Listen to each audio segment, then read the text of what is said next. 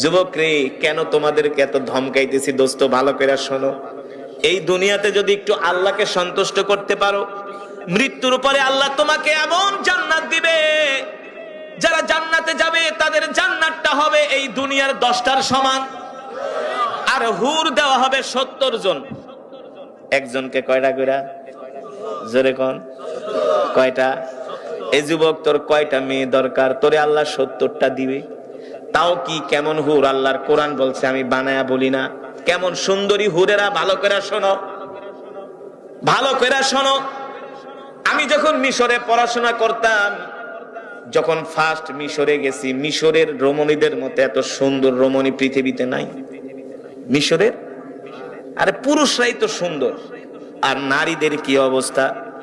মাঝে মাঝে আমরা মিশরের কিছু বড় বড় মার্কেটে যাইতাম আতর কিনতে। মিশরের রমণীরা যখন বোরকা পরে আসতো, এক একটা 5 ফিট 7 ইঞ্চি লম্বা, দেখতে যেমন লম্বা সুন্দরী। যারা সুন্দরী রমণী বোরকা পরলে বোঝা যায় যে এটা সুন্দর, ঠিক কিনা বলে? মিশরের এক শায়েখ আমাকে ডাক দিয়ে বলে, ইনতা বাঙ্গালি উনজুর, তাকায় দেখ কি সুন্দর। শোন, ওরা আর কি সুন্দর, ওদের চাইতে আল্লাহ তাআলা জান্নাতে এমন হুর বানায় রাখছে। এটা কিছু মিশরী নারীদেরকে দেখলে বোঝা যায় যে আল্লাহ কত সুন্দর হুর বানাইছে। কি ওই সমস্ত হিন্দু মিন্দু নায়িকা ফাইকা। আল্লাহ তাআলা কোরআনের মধ্যে বলছেন, কেমন সুন্দরী হুর তোমাদেরকে দেওয়া হবে। অহুরুন ঈন কামসালিল লুলুইল মাকনুন। আল্লাহ তাআলা বলে, তোমাদের কেমন হুর আমি দিব, যাদের চোখ দেখলে তোমরা পাগল হয়ে যাবা।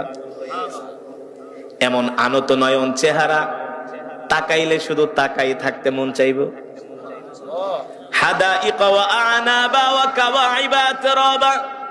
আল্লাহ তাআলা বলে, আমি তোমাদেরকে এমন জান্নাত দিব, যেই জান্নাতের ভিতরে থাকবে আঙ্গুরের বাগান। কিসের বাগান? ওয়া কাওয়াইবা আতরাবা।